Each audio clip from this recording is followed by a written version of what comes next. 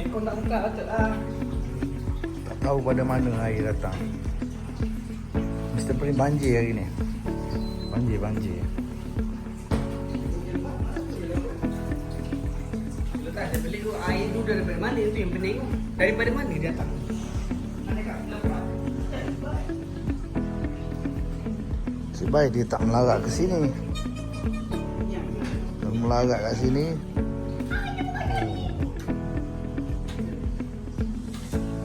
Baju tak ni? Tak basah baju? Baju. Kalau baju basah maksudnya office bocor kan? Semua cuti lah. Kapet je lah. Kapet bawah. Kipas ni sambung tu. Ni yang mana? Sambung sini apa isi?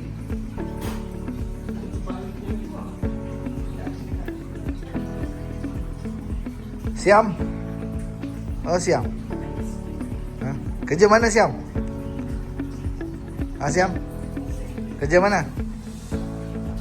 Ini apa tempat? Tak tahu.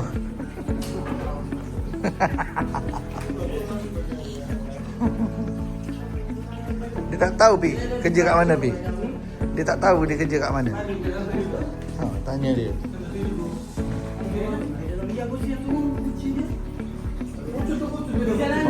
Kucu dia kata. Bucu. Tak kamal, mana masuk sana? Tak basah pun mana masuk.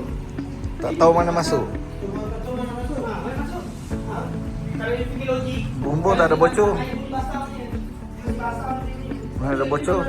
Ini pun tak kamal, basah. Kata ini air mana datang? Kering. Kalau sini dah masuk, siap kanan dah masuk. Kering belum dah masuk. Hatim sama Syafiq. Sini kici ya. Sini kinci ataupun sini mandi. Sama lah. Saya kincing dia. Saya kincing dia. You kincing sini kah? Alah baik kincing. Ini kincing ni. Ini kincing ni. Tengok macam mana ni air ni. Plastik sampai plastik dulu. Macam mana bocor? Atas tak ada. Atas pun tak ada bocor. Betul lah. Ini Syafiq kincing lah sini.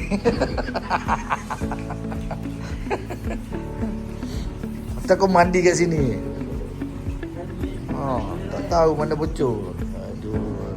Baju banyak. Sebaik baju tak basah. Inilah cerita pada ini hari. Betul tak dia? Itu Bangla cakap itu Syafiq kincing. Banyak kan? Tak ada tempat bocor. Sejuk sangat pun. Syafiq kincing situlah. Dapat kincing tu. Sama Fatin. Saya kincing dia. Tengok muka orang kincing. Kau je suspect weh.